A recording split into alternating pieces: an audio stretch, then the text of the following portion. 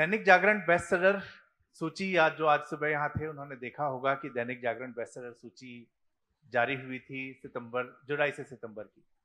दैनिक जागरण हिंदी भाषा के संवर्धन के लिए, साहित्य में योगदान के लिए हिंदी बेस्टसेलर सूची जारी करता है। त्रैमासिक सूची होती है और ये बड़ा मायने रखता है क्योंकि हिंदी के अंदर बेस्टसेलर की अवधारणा थी नहीं। इसमें अनुवाद श्रेणी, कथा श्रेणी, कथेतर और कविता, इन 4 श्रेणियों के अंदर जो टॉप 10 किताबें होती हैं, उन किताबों को निरसन के डेटा के आधार पर शेयर किया जाता है लोगों के साथ। तो आज जो मेरे साथ तीनों लेखक हैं, तीनों की ही किताबें दैनिक जागरण बेस्टसेलर सूची में आई हुई हैं और किसी जमाने में मेरी भी थी, तो ये अपनी मार्केटिंग होनी जरूरी है। तो मैं जो शुरुआत करता हूं सेशन की, सबसे पहले तीनों लेखकों का परिचय। अमी की किताब महाभारत का अनावरण बेस्टसेलर सूची में रही।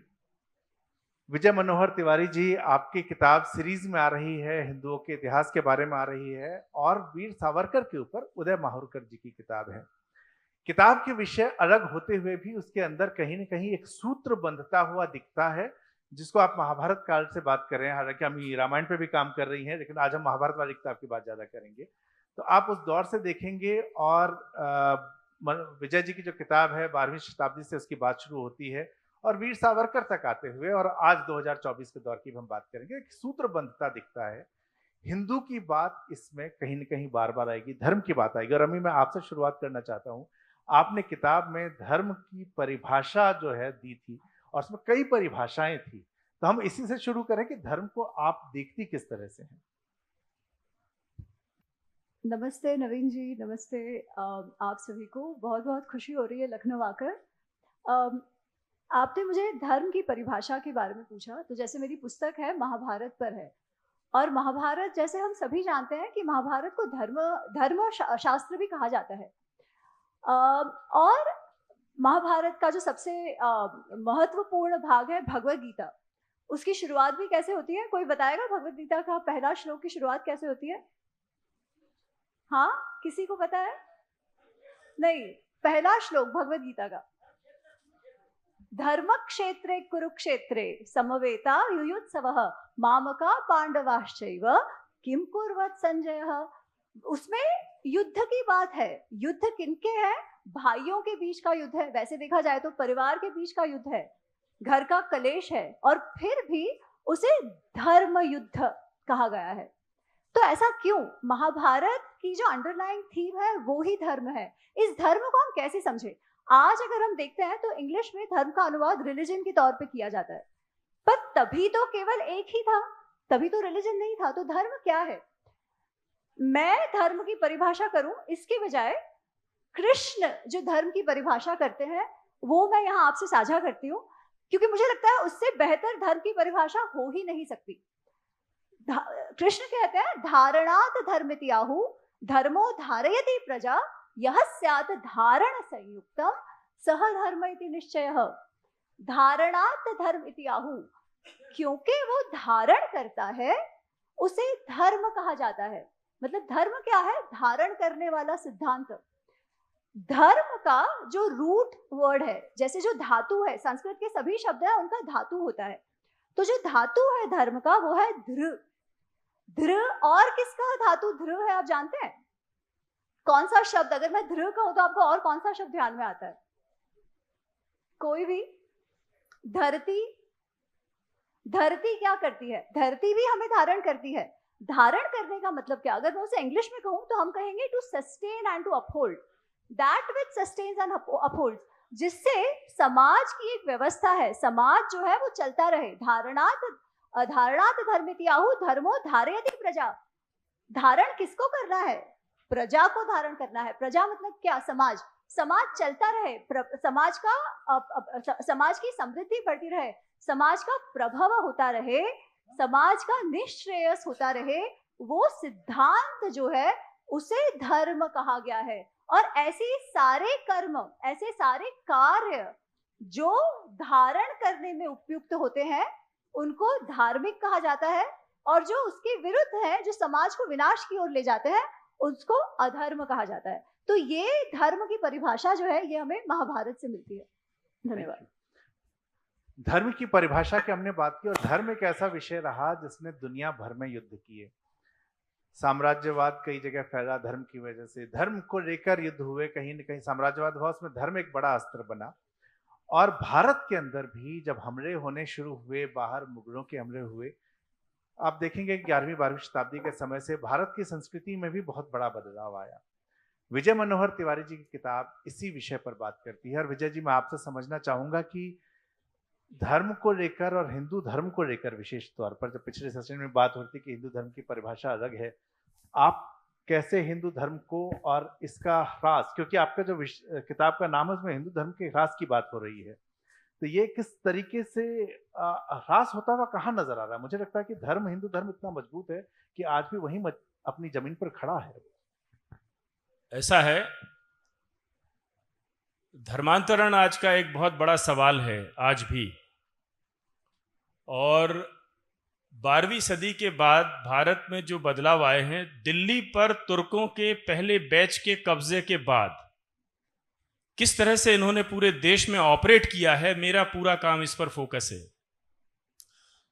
धर्मांतरण का जो आज सबसे बड़ी चुनौती भारत में हम सब देख रहे हैं, मैं आपको 13वीं सदी के बहुत शुरुआती फ्रेम बताता हूं, जो कंटेम्परेरी राइटर्स ने फर्स्ट हैंड अकाउंट है, बिल्कुल लाइव स्टोरी है।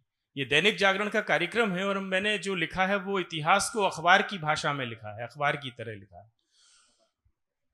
13वीं सदी में जियाउद्दीन बर्नी नाम का एक शख्स, जिसने कई किताबें लिखी, जो 17 साल मोहम्मद बिन तुगलक के बगल में बैठा है, इतना भरोसेमंद आदमी था उसका, और उसने कई किताबें लिखी हैं। उसने जो धर्मांतरण के शुरुआती फ्रेम हमारे सामने रखे हैं, मैं केवल उतनी बात आपसे करता हूं। अखबार के बिजनेस करस्पॉन्डेंट मंडी की खबरें देते हैं, शेयर मार्केट की खबरें देते हैं कि किसके शेयर कहाँ गए, आज क्या भाव, कौन सी चीज रही, किस कंपनी के शेयर कहाँ गए। जियाउद्दीन बर्नी दिल्ली में एक अच्छे बिजनेस करस्पॉन्डेंट की तरह हमको गुलामों की मंडी में ले जाता है। गुलामों की मंडी में, जहां अलग अलग रेट पर, उस दिन जिस दिन वो मंडी में ले गया है हमको, उस दिन लड़कियों के रेट क्या चल रहे हैं। वहां 5 तनके से 10 तनके की लड़की किस कैटेगरी की है, 10 से 20 तनके की किस कैटेगरी की है, अलग अलग कीमतों की गुलाम लड़कियां किस भाव बिक रही हैं। ये गुलामों की मंडी दिल्ली में चल रही है, जिसमें हमको जियाउद्दीन बर्नी लेके जाता है। मैं ये कहता हूं कि जो धर्मांतरण का सवाल है मातृ पक्ष की तरफ से, मदर साइड से, महिलाओं की तरफ से, वो बड़ा जटिल, बहुत अफसोसनाक और बहुत ही अपमानजनक है। यह धर्मांतरण केवल ऐसा नहीं था कि मेरा कोई पुरखा था और वो किसी सूफी की संगत में बैठा और इतना मुतमईन हो गया कि उसने उसी दिन इस्लाम कबूल कर लिया, इस तरह से हमने इस्लाम कबूल किया, या कोई मिशनरी वाले आए थे और बाइबल हमको ऐसी जागृत कर दी कि हमारा 7वां चक्र केवल बाइबल को पढ़ के ही जागृत हो गया और हम क्रिश्चियन हो गए। इतना आसान नहीं है ये धर्मांतरण के सवाल जो हैं। अब मैं ये सवाल करता हूं कि ये जो गुलामों की मंडी दिल्ली में थी, और इब्न बतूता ने अपनी डायरी में पूरे देश में गुलामों की मंडियों के दर्शन कराए हैं और खुद खरीद फरोख्त की है लड़कियों की, ये लड़कियां कहां से आ रही थी? ये जो इब्न बतूता ने मोहम्मद बिन तुगलक के ईद के 7 दिन तक चलने वाले दिल्ली के जलसों में गिफ्ट की तरह बांटी गई हिंदू राजघरानों की लड़कियों का जो ब्यौरा पेश किया है, हम में से कितने लोग जानते हैं?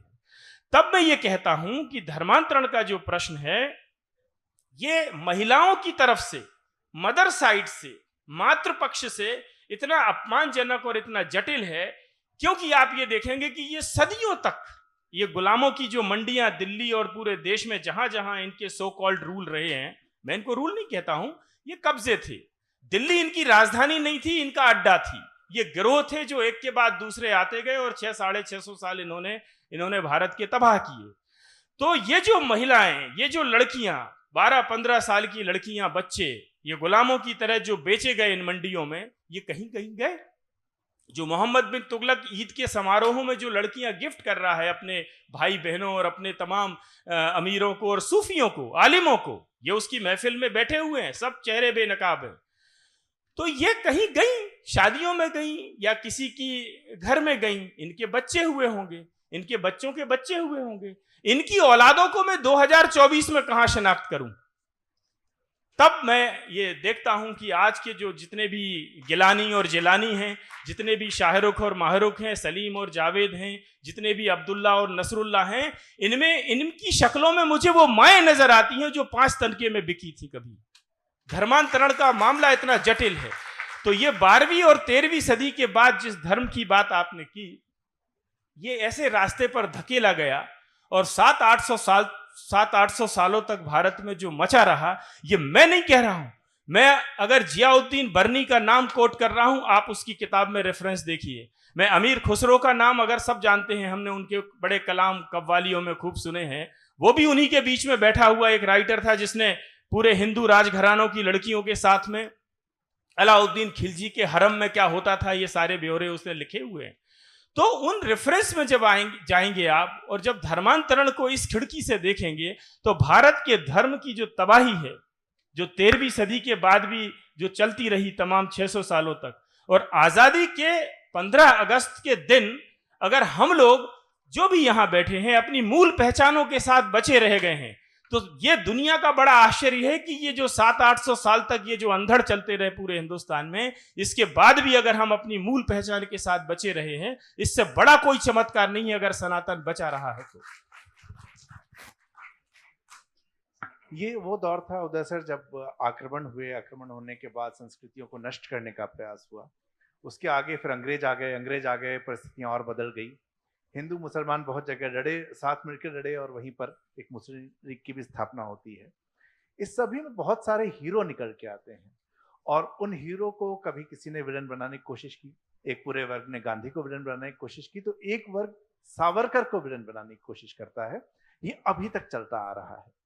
सावरकर का जो मैं विरोध समझ पा रहा हूँ, इससे पिछले सेशन में जब निर्मल जी बात कर रहे थे, तो सावरकर के हिंदुत्व की परिभाषा उन्होंने कुछ और दी, लेकिन सावरकर का विरोध कहीं कहीं पर ऐसा पढ़ने में महसूस होता है कि वो मुस्लिम विरोध था। उनका जो हिंदुत्व था वो नहीं था जो परिभाषा निर्मल जी पिछले सेशन में बता के गए, वो मुस्लिम विरोध के तौर पर नजर आता है। और कहीं ना कहीं आज जो ये डिवाइड है, मूल रूप से जो डिवाइड हमें सावरकर के ऊपर नजर आता है, उसका कारण यही नजर आता है कि उनको मुस्लिम विरोधी माना जाता है।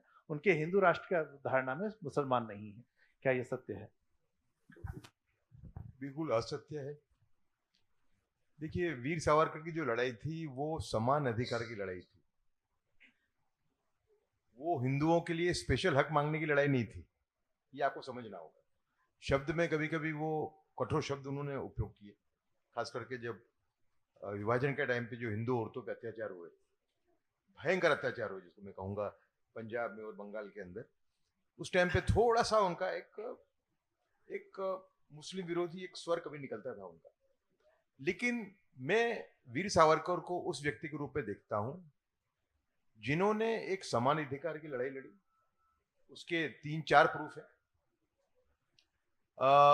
1938 के अंदर जब सावरकर लाहौर गए हिंदू महासभा के अध्यक्ष के रूप में, तो उनसे पूछा गया कि भाई, पत्रकारों ने पूछा उनसे कि भाई आप और जिन्ना देश को धर्म के आधार पर तोड़ने पे क्यों तुले हो?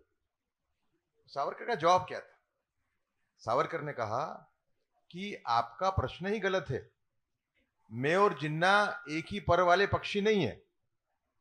जिन्ना ज्यादा से ज्यादा रियायत चाहते हैं मुसलमानों के लिए, हिंदुओं को हनन करके, जबकि मैं समान अधिकार की लड़ाई लड़ रहा हूं। फिर आप उनका हिंदू मैनिफेस्टो दी। उनका जो हिंदू मैनिफेस्टो था उसमें स्पष्ट वो कहते हैं कि all religions will be treated equally in independent India. सभी धर्मों को समान अधिकार होगा आजाद भारत में। एक और स्टेप आगे जाते हैं, वो कहते हैं कि अगर मुसलमानों और क्रिश्चियनों की जो पूजा अर्चना है उसमें कोई बाधा डालता है तो state will step in and ensure कि वो अपनी पूजा अर्चना अपने तरीके से कर पाए।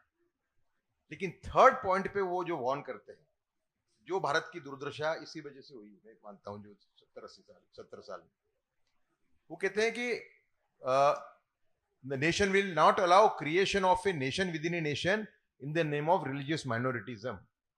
धार्मिक अल्पसंख्यकवाद के नाम पे भारत दूसरा देश बनने की अनुमति नहीं देगा। जो ही अपनी 60 साल की यही कहानी है। मेरा प्रश्न है कि मुसलमानों ने मांगा था, पाकिस्तान दे दिया आपने, देना पड़ा आपको खून खराबा रोकने के लिए। उसके बाद में श्री राम, श्री कृष्ण और शंकर भगवान के 3 स्थान हमको पूर्ण रूप से न मिले, जबकि हजारों मंदिर जिन्होंने बयान किया, हजारों मंदिर तोड़े इन लोग। हम ये नहीं कहते कि वो कटुता अभी भी जारी रहे, कोई देशभक्त मुसलमान है उसके लिए जगह है। वीर सावरकर के हिंदुत्व के अंदर देशभक्त मुसलमान की पूरी जगह थी, लेकिन ऐसा मुसलमान जो अलतकिया कर रहा है, जो बाहर ये दिखा रहा है कि मैं राष्ट्रवादी हूं, अंदर से इस्लाम का काम कर रहा है, उसके लिए कोई जगह नहीं। वो मैं मानता हूं कि वीर सावरकर का हिंदुत्व एक राडार है, ऐसा एक राडार है जो इस टाइप के जो मुसलमान है, जो बाहर से अपने को राष्ट्रवादी दिखाते हैं और अंदर से कोई अलग उनके मंसूबे हैं, उनको एक्सपोज करने का राडार है, तो वो वीर सावरकर। तीसरा, लखनऊ के अंदर 1900 मेरे ख्याल से 39 या 40 के अंदर शिया मुसलमानों ने एक सम्मेलन बुलाया। उनको लगता था कि भाई हिंदू मुस्लिम एकता आनी चाहिए और उसके लिए मुसलमानों को भी प्रयत्न करना चाहिए। तो उन्होंने उसमें एक प्रस्ताव पास किया कि जो भी मुसलमान गौ हत्या करेगा वो हिंदू मुस्लिम एकता का विरोधी गिना जाएगा। जब वीर सावरकर ने इसके बारे में पेपर में पढ़ा, तो वीर सावरकर ने, उनका जो ये नेता था, नाम नहीं मुझे मालूम, उसको लेटर लिखा, पत्र लिखा कि देखिए आपका ये जो प्रस्ताव है इसका मैं स्वागत करता हूं। अगर इस टाइप के प्रस्ताव आते रहे तो हिंदू मुस्लिम एकता मुमकिन है। साथ में एक और, कितने जेन्युइन थे वीर सावरकर, साथ में उन्होंने कहा कि आजकल एक ट्रेंड है कि अगर हिंदुओं का जुलूस मुसलमान मस्जिद के पास से निकलता है तो उसमें दंगे हो जाते हैं। और कभी कभी मुसलमान, हिंदू जानबूझ के भी निकालते हैं मुसलमान को छेड़ने के लिए। मैं पूरा प्रयत्न करूंगा आपके इस प्रस्ताव के बाद कि मुसलमान जानबूझ के मुसलमानों को चिढ़ाने के लिए अपना जुलूस मस्जिद के पास से न निकाले। तो वीर सावरकर की लड़ाई पूरी समान अधिकार की लड़ाई थी। उनका हिंदुत्व का जो इंटरप्रिटेशन वो भी गलत है। हिंदुत्व के अंदर लोग कम जानते हैं कि उन्होंने अकबर और दारा शिकोह का भी एप्रिसिएशन किया हुआ है। थोड़ा माइल्डनेस आई इस्लाम के अंदर अकबर के आने के बाद, थोड़ी, उसको भी अप्रिशिएट किया। तो वीर सावरकर पे एक नई चर्चा होनी चाहिए, मैं मानता हूं। जो राजकीय पक्ष उनका विरोध करते हैं उसका कारण यह कि वीर सावरकर एक तरीके से एक चश्मा है और राष्ट्रवादियों को परखने के लिए, देखने के लिए। अगर राष्ट्रवाद के नाम पे लोग घूम रहे हैं तो कौन सा राष्ट्रवादी 1 नंबर का है, 2 नंबर का, कौन सा अराष्ट्रवादी है उसमें। तो वो उनको लगता है कि जो लोग ये दुकान चला रहे हैं मुस्लिम तुष्टिकरण की, अब तो मैं कहूंगा कि कट्टरवादी मुस्लिमों की तुष्टिकरण की दुकान चला रहे हैं, उनके लिए तो वीर सावरकर समय बड़ा खतरा है। वीर सावरकर का अगर विचार फैलता है आम जनता में, युवाओं में, तो वो तो उनके पास वो चश्मा लग जाएगा, आप उनसे बच नहीं पाओगे। तो इसके लिए वीर सावरकर का विरोध होता है, आप समझे। दूसरा जो मेरी पुस्तक है, इसमें मैं और आगे बात करूंगा, हमारी जो पुस्तक है मेरे और मेरे सहलेखक चिरायु पंडित की, उसकी विशेषता यह है कि वो पहली पुस्तक है जो वीर सावरकर को भारत के राष्ट्रीय सुरक्षा के पितामह के रूप में प्रस्तावित करती है।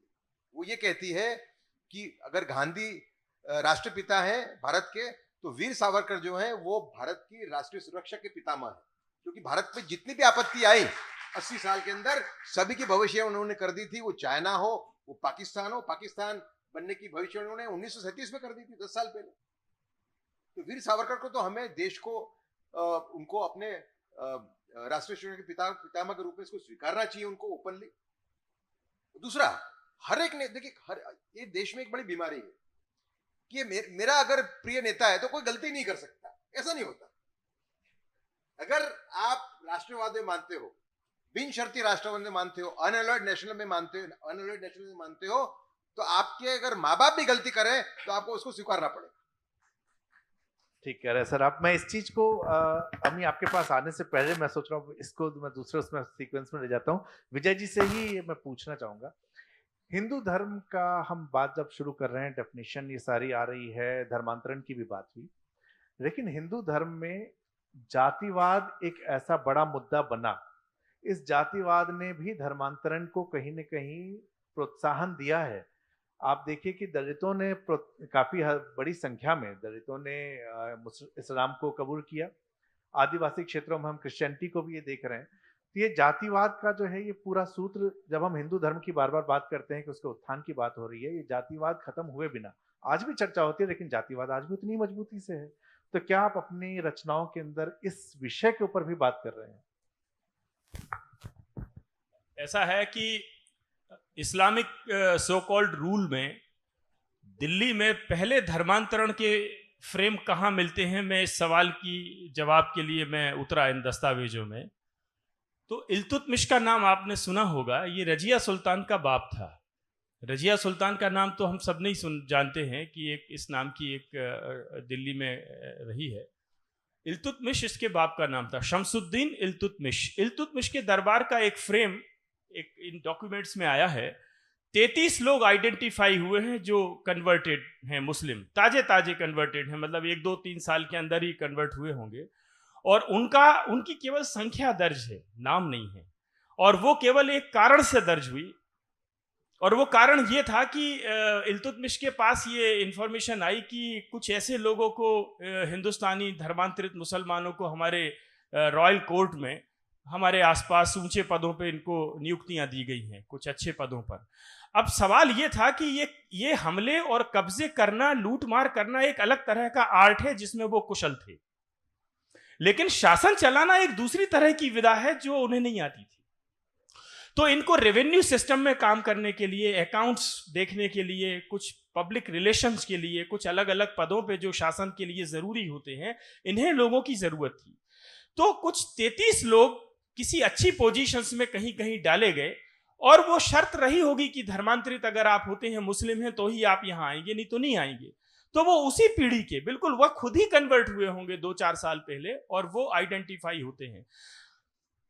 अब जब ये पता चला कि ये धर्मांतरित मुसलमानों को, 33 लोगों को ऐसे पदों पे कुछ लोगों ने नियुक्त कर दिया है, तो नियुक्त करने वाले तो वो तुर्क ही थे, क्योंकि उनको दूसरे तो मिले नहीं थे इन पदों पर योग्य। इल्तुतमिश इस पे बड़ा नाराज हुआ। उसी दिन उनको वहां से, उन पदों से हटाया गया, और जो शब्द प्रयोग किए गए हैं वो सुन लीजिए। उसमें कहीं कोई दलित शब्द का प्रयोग नहीं किया है कि ये दलित हैं, कि अच्छे ऊंचे जातियों के, सो कॉल्ड ऊंची जातियों के धर्मांतरित हैं, इसलिए रोक लो इनको, ये अशराफ हैं, ये अजलाफ हैं। ऐसा कोई सवाल ही नहीं था। ये हिंदुस्तानी मुसलमान हैं, ये नीच हैं, ये किसी काम के नहीं है। इसके बाद अगर मेरे दरबार में ऐसे लोगों को ऊंचे पदों पर लाने की कोशिश की गई तो मुझसे बुरा कोई नहीं होगा, अपने अपने बोरिया बिस्तर बांध देना। ये वो तुर्कों को ऑर्डर कर रहा है इल्तुतमिश। उसी दिन इन 33 लोगों को, जो पता नहीं किन जातियों के धर्मांतरित मुसलमान थे, उसी समय के मुसलमान थे, पुराने लोग नहीं थे, उनको उनके पदों से निकाल दिया गया। उनकी योग्यता या उनका अनुभव किसी काम नहीं आया। एक बात। दूसरा, अभी माननीय प्रधानमंत्री जी ने जो नालंदा विश्वविद्यालय का कुछ महीनों पहले उसका उद्घाटन प्रसंग था, ये सवाल कई लोगों ने, एक नैरेटिव फैलाया कि नालंदा विश्वविद्यालय का विध्वंस किसी मुसलमान ने नहीं किया था और ये सब यहीं के ब्राह्मण शासकों ने किया था। ये बहुत तेजी से सोशल मीडिया पे फैला था, अगर आप लोगों को याद होगा, जो लोग सोशल मीडिया पर एक्टिव हैं। मिन्हाजुद्दीन सिराजुद्दीन जूज़जानी नाम के लेखक ने तबकाते नासिरी नाम की किताब आप कंसल्ट कर लें, कहीं भी अलीगढ़ मुस्लिम यूनिवर्सिटी के आर्काइव में ये सारे डॉक्यूमेंट्स रखे हुए हैं। मिन्हाज सिराज ये लिखता है, वो पहला और एकमात्र लेखक है जिसने नालंदा के विध्वंस को लाइव स्टोरी लिखी है। बिल्कुल फर्स्ट हैंड अकाउंट उसने जाके लखनौती में रिकॉर्ड किए हैं। शमसामुद्दीन नाम के एक व्यक्ति का, जो बख्तियार खिलजी के साथ में नालंदा के विध्वंस में शामिल था, वो बता रहा है कि क्या हुआ था। आपको ये जान के हैरत होगी कि नालंदा विश्वविद्यालय जब जलाया गया है, चारों तरफ से घेर कर लूटा गया है, तो वो इसको क्या समझ रहे थे? वो इसको एक शहर समझ रहे थे। ये इतना बड़ा विश्वविद्यालय था जहां लगभग 10,000 विद्यार्थी और 3,000 आचार्य रहते हों, तो ये 13,000 की आबादी की एक लगभग कस्बे के बराबर का इसका एरिया था।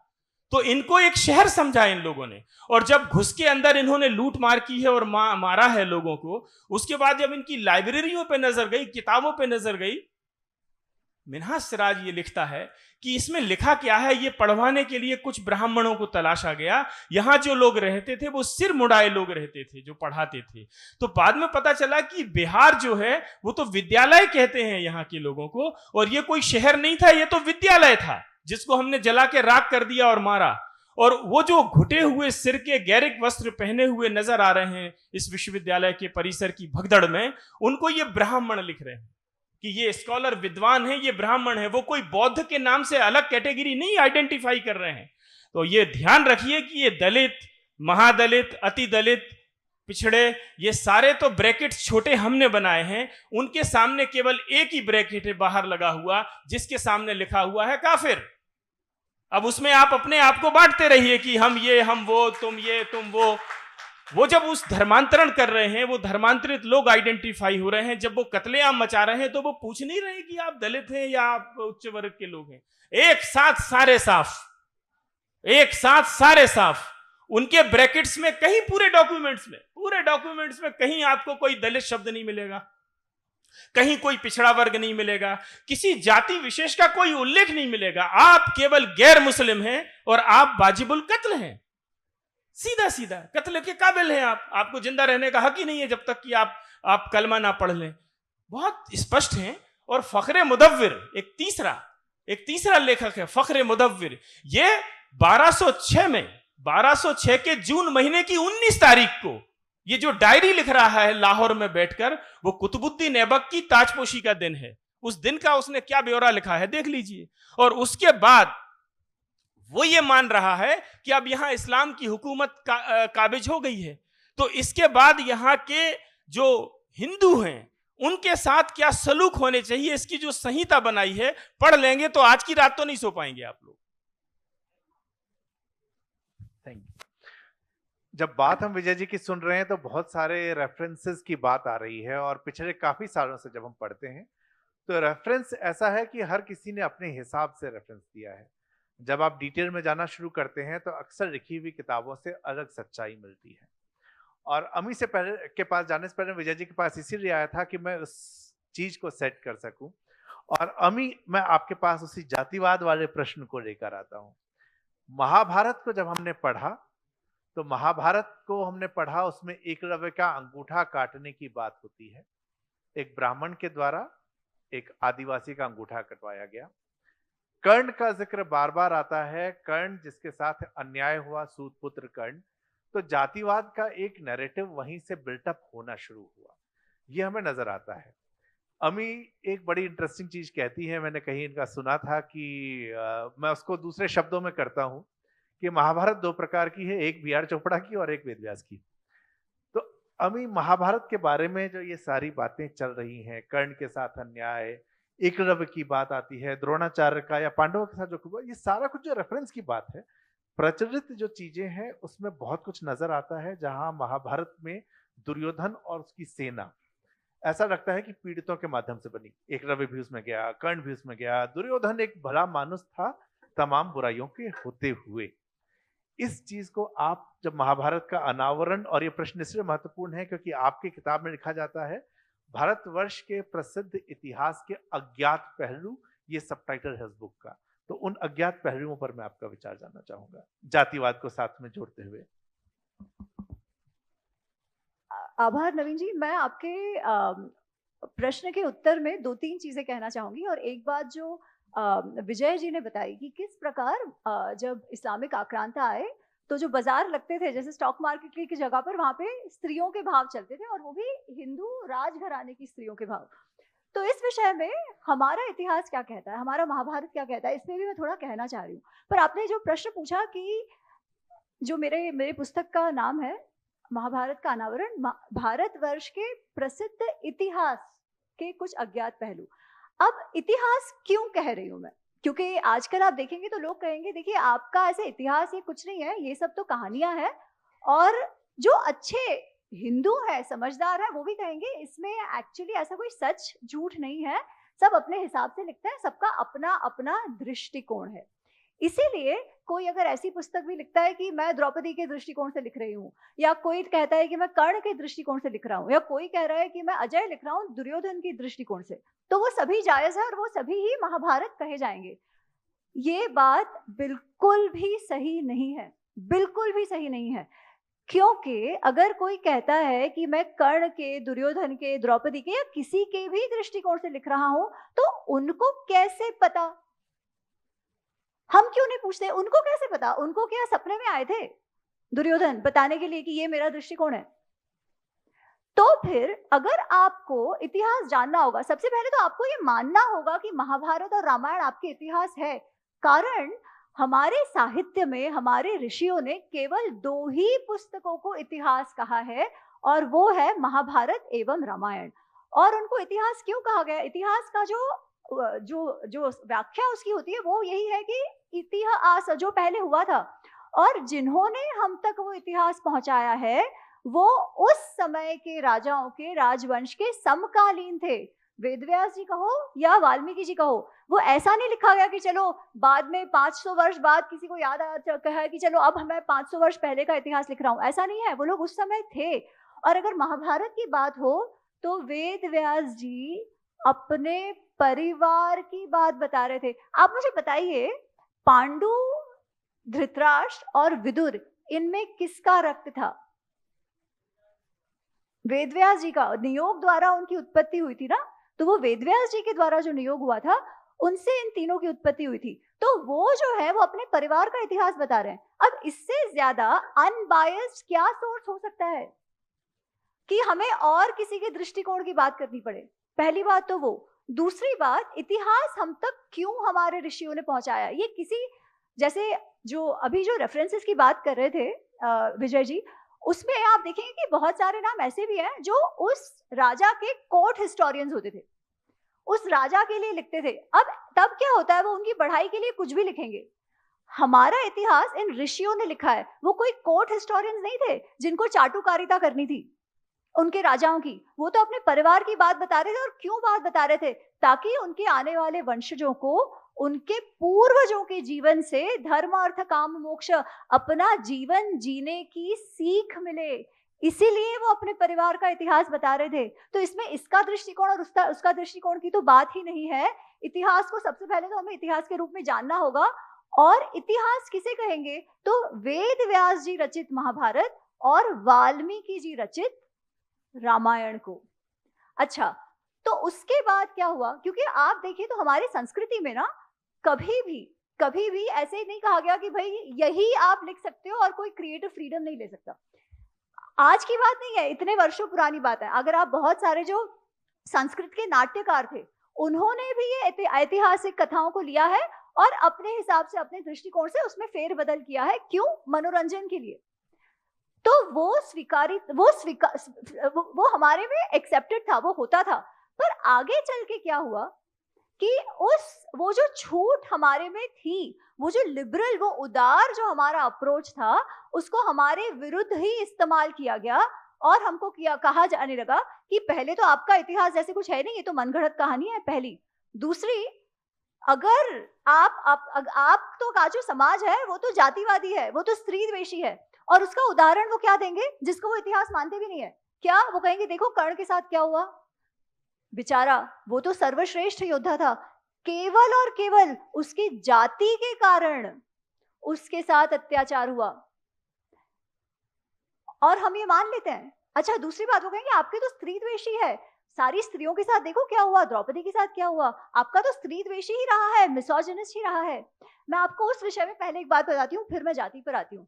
अभी जो मनोहर जी कह रहे थे उसके संदर्भ में, जिसमें इस्लामिक आक्रांताओं के कोर्ट्स में जहां बाजार लगते थे स्त्रियों के, हमारी पुस्तक में, हमारे इतिहास में, हमारे शास्त्रों में कहा गया है कि युद्ध जब होते थे ना, ऐसा नहीं था कि तब युद्ध नहीं होते थे, इस्लामिक आक्रांता आने से पहले युद्ध नहीं होते थे, ऐसा नहीं था, युद्ध होते थे। पर युद्ध भी कुछ नियम तले होते थे। और उस नियमों में ये था कि कोई भी परिस्थिति क्यों ना हो, जो स्त्रियां हैं, जो किसान है, उनको कोई हानि नहीं पहुंचाएगा। और एक संवाद आता है शांति पर्व में भीष्म और युधिष्ठिर के बीच। जब युधिष्ठिर भीष्म से पूछते हैं कि कई बार ऐसी परिस्थिति आ जाती है कि हम पूरी तौर से दुश्मनों से गिर चुके हैं और सही जो हम कहते हैं ना कि धर्मनिष्ठ व्यवहार ना कर पाओ, तो उस परिस्थिति में क्या कहो? तो उसे कहते हैं आपद धर्म, कि भाई यूजुअली जैसा करना चाहिए वैसे नहीं, तो आप कुछ जो अनएक्सेप्टेबल हो वो उस परिस्थिति में आपको करना पड़े। ऐसी परिस्थिति हो तब क्या करें?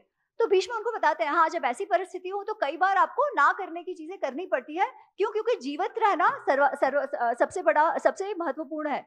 परंतु उस परिस्थिति में भी स्त्रियों के साथ दुष्कृत्य करना तो वर्जित ही है। और जो डाकू है, जो दस्यु है ना, वो भी ऐसा कृत्य नहीं करते, ये हमारे में कहा गया है। इसीलिए जब द्रौपदी का अपमान होता है भरी सभा में, तभी भले कोई और कुछ ना बोलता हो, भीष्म ने एक बात कही। वो बोले कि इस समय द्रौपदी तुम्हारे प्रश्नों का उत्तर तो मैं नहीं दे सकता, पर एक बात निश्चित है, आज जो ये हीन कृत्य इस सभा में हुआ है, उसके बाद इस कुटुंब का विनाश तो निश्चित ही है। इस महाभारत को हम नहीं पढ़ते, हम कहीं सुनी बातों को सुनते हैं, इसके दृष्टिकोण से, उस दृष्टिकोण से, और मान लेते हैं कि हम स्त्री द्वेषी हैं। अच्छा, दूसरी बात, जाति पर आते हैं। तो कर्ण का ही हम उदाहरण लेते हैं, क्योंकि कर्ण का उदाहरण ऐसा है ना कि एक महाभारत में जिसको कर्ण के लिए वेदव्यास जी कहते हैं कि ये जो दुर्योधन है ना, ये दुर्योधन मन्युमय महाद्रुम है। महाद्रुम मतलब पेड़, कि मन्यु का, क्रोध का, रेज का बड़ा पेड़ है। इसका मूल तो धृतराष्ट्र है, पर इसका जो स्कंध है ना, ये स्कंध जो इसको पकड़े खड़ा हुआ है, इस पेड़ को, वो कर्ण है। पूर्णतः जो एक खलनायक है, उसको आज हमने नायक बना दिया है। क्यों? क्योंकि अरे बेचारा, वो तो इतना अच्छा था, उसके साथ केवल जाति के नाम पर अत्याचार हुआ। कौन सी जाति थी कर्ण की? सूत। और हमने देखा है टेलीविजन में, हमने देखा है, इवन पुस्तकों में पढ़ा है, उसके साथ, बेचारे के साथ हमेशा सूत पुत्र, सूत पुत्र, सूत पुत्र ऐसे करके गाली दी जाती थी, राइट? अब किसी को ऐसे गाली देना तो सही बात नहीं है उसकी जाति के कारण, और उसको सीखने भी नहीं दिया गया। द्रोणाचार्य ने उसके सिखाया भी नहीं। क्यों? क्योंकि वो तो सूत पुत्र था, और सूतों को तो पढ़ाते नहीं थे, ऐसे कहा जाता है। अच्छा, क्यों सूतों को पढ़ाते नहीं थे? क्योंकि हमको कहा जाता है समहाव कि आज समाज में जो भी दूषण हमारे समाज में है जातिवाद का लेके, तो वो कोई एकदम नीची जाति का वैसे सूत होते थे, और उनके साथ आज जैसा जो भी कुछ हो रहा है डिस्क्रिमिनेशन, वो तभी होता था। आपको मैं बताती हूँ सूत क्या होते हैं, उससे आपके दो जो भ्रांतियां है ना, वो सॉल्व हो जाएंगी। पहले तो सूत जो आप समझते हैं वो है ही नहीं। सूत ब्राह्मण माता और क्षत्रिय पिता का जो उनके बच्चे होते हैं, उनको सूत कहा जाता था। ब्राह्मण माता, क्षत्रिय पिता। सूत जो है वो सारथी तो होते ही थे, पर सूत जो है वो वॉरियर्स भी होते थे, सूतों के राज्य थे, सूत कथावाचक भी होते थे। महाभारत में एक सूत का उल्लेख आता है, उसके विषय में हम जानते हैं, थोड़ी बात करते हैं जिससे इस विषय में और हमें थोड़ी सी जानकारी मिले। अभिमन्यु अर्जुन का पुत्र था। अभिमन्यु का विवाह किसके साथ हुआ? उत्तरा के साथ। उत्तरा किनकी पुत्री थी आप जानते हैं? विराट, मत्स्य देश के जो राजा हैं विराट, और उनकी पत्नी है सुदेशना। सुदेशना का भाई कौन है आप जानते हैं? कीचक। कीचक का नाम आपने सुना है? कौन था कीचक? कीचक विराट राजा का सेनापति था, और वो इतना तो शक्तिशाली था कि जब उसे मारा गया तब तुरंत दुर्योधन को पता चल गया कि या तो ये भीम ही हो सकता है जो कर सकता है, बिकॉज और किसी में ये सामर्थ्य ही नहीं है कीचक को मार सके। और कीचक इतना सामर्थ्यशाली था, शक्तिशाली योद्धा था कि विराट राजा स्वयं उससे डरते थे। इसीलिए जब वो द्रौपदी पे हाथ डालता है तब विराट राजा भी कुछ नहीं कह पा रहे। कीचक के लिए शब्द का प्रयोग हुआ है सूत पुत्र।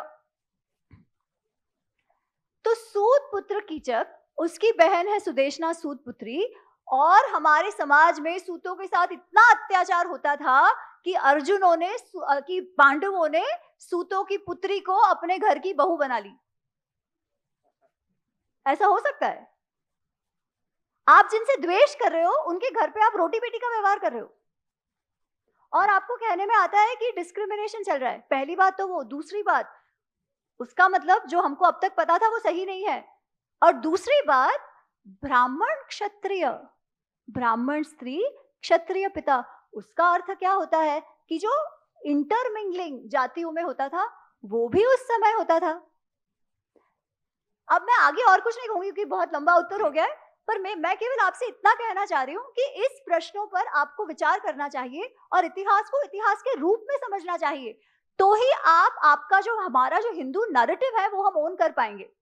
किसी और पर छोड़ नहीं सकते हमें हमारा इतिहास बताने के लिए, वो हमें स्वयं को जानना होगा। धन्यवाद। ये एक बहुत महत्वपूर्ण बात अमी ने कही है, क्योंकि जब आप इनकी किताब का भूमिका पढ़ते तो इन्होंने ये चीज मेंशन की है कि संस्कृत के जो ग्रंथ हैं उसके अलावा ज्यादातर जो डिपेंडेंसी थी वो कहीं ना कहीं इंग्लिश के बाहर के ऑथर्स के ऊपर ही थी। और ये एक बड़ा महत्वपूर्ण विषय है कि बाहर का आदमी हमारी संस्कृति को कैसे देखता है। और बात चूंकि मिथ की हो रही है, और यहाँ पर सबसे ज्यादा विवादास्पद व्यक्ति मैं कह सकता हूँ सावरकर को, जिनको की इंडिपेंडेंस के बाद सबसे ज्यादा विवाद जिनके नाम पर हुआ। उदय सर, कई प्रश्न उठते हैं सावरकर को लेकर, और यही जैसे हम अभी चर्चा करते हैं कि जो कहा जा रहा है और जो लिखा गया है, जो वास्तविक में हुआ, वहां फर्क नजर आता है। पहला, सावरकर ने माफी मांगी, तो एक वर्ग कहता है कि वीर सावरकर कैसे कहा, वो माफी मांगने वाला आदमी था, वो तो डर गया। दूसरा, गांधी की हत्या में सावरकर थे। आपकी किताब पढ़ते हुए लगता है कि ऐसा गांधी के साथ उनके संबंध अलग थे। तो मैं थोड़ा सा इस पे रेफरेंस चाहता हूँ कि जो प्रचलित धारणाएं हैं कि सावरकर ने माफी मांगी, डरे, गांधी के साथ उनके संबंध खराब थे, हत्या में उनका रोल था, ये इसके ऊपर आप थोड़ा कहें। और जब तक उदय सर जवाब देते हैं, इसके बाद में ऑडियंस के लिए क्वेश्चन पूछेंगे, तो आप अपने सवाल सोच लीजिए इतनी देर में। जाना चाहते हो एक तो सावरकर की माफी और गांधी के साथ उनके संबंध और हत्या में। देखिए, छत्रपति शिवाजी महाराज ने अपने 36 साल के कार्यकाल के दौरान 5 माफी पत्र लिखे औरंगजेब को, ऑन रिकॉर्ड है। उसमें 3 के बाद मराठा और मुगलों की संधि हुई। वो तीनों 3 संधियां शिवाजी महाराज ने तोड़ी, औरंगजेब ने नहीं तोड़ी। हर एक माफी पत्र के पीछे एक स्ट्रेटेजी थी। जब उनको लगता था कि भाई बीजापुर सल्तनत, गोलकोंडा सल्तनत और मुगल सल्तनत तीनों एक होने जा रहे हैं, तो वो उनको तीनों को एक नहीं होने देते। ये उनकी मेन स्ट्रेटेजी थी। तो वीर सावरकर के जो माफी पत्र हैं करीबन 8 हैं कुल मिला के। पहले सेल्यूलर जेल में दिए उन्हें माफी पत्र, और बाद में उन्होंने माफी पत्र लिखे 1 या 2 लिखे रत्नागिरी जाने के बाद। देखिए, हर एक माफी पत्र के पीछे एक स्ट्रेटेजी थी। उन्होंने इसको छुपाया भी नहीं है। मेरी जनरल टिप नाम की जो किताब है और दूसरी मराठी में किताब है उनकी, अंडमान के अंधेरे से, इन दोनों किताबों के अंदर वीर सावरकर ने माफी का जिक्र किया हुआ है, छुपाया नहीं उन्होंने। उन्हें यह भी लिखा हुआ है कि मैं उनको समझाता था जेल में, जो मेरे सहकैदी थे, जो दूसरे क्रांतिकारी थे, कि देखो भाई, यहां सड़ने का कोई अर्थ नहीं। हम क्रांतिकारी हैं, हम कोई गांधी जी के उपासक नहीं। हमें कोई भी युक्ति करके बाहर निकलना पड़ेगा, ताकि हमारा जो मेन उद्देश्य है ब्रिटिशर को यहां से उखाड़ फेंकना, वो काम हम फिर से शुरू कर सकें। दूसरा, होम रूल, होम मेंबर थे उस टाइम पे रेजिनाल्ड कैडॉक।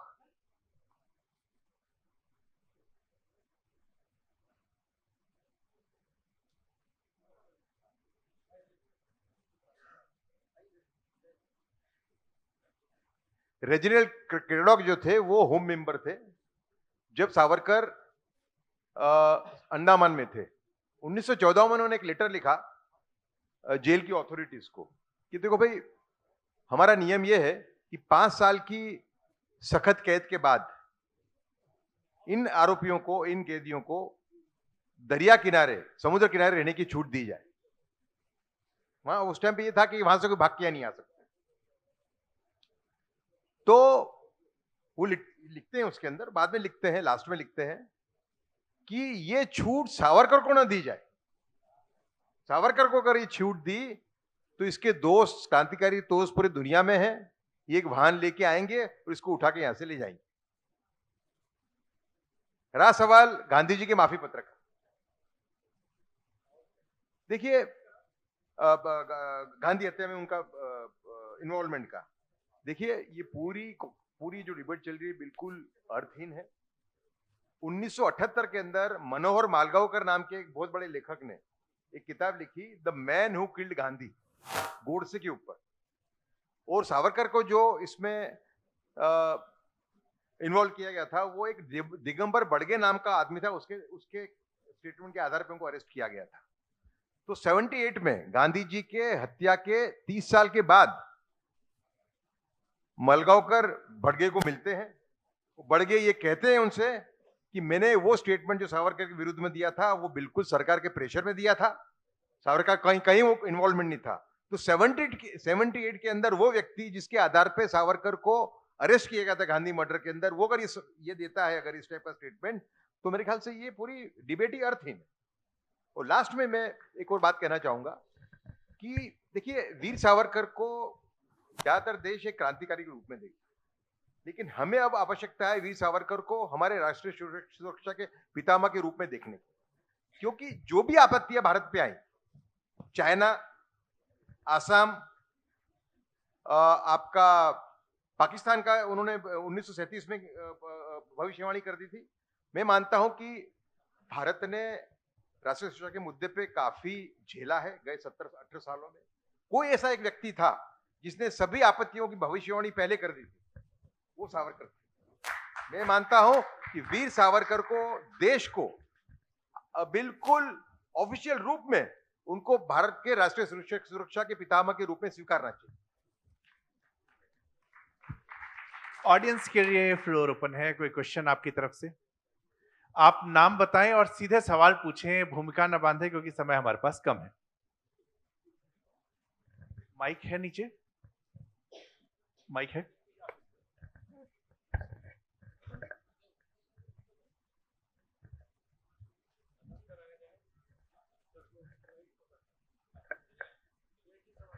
Thank you.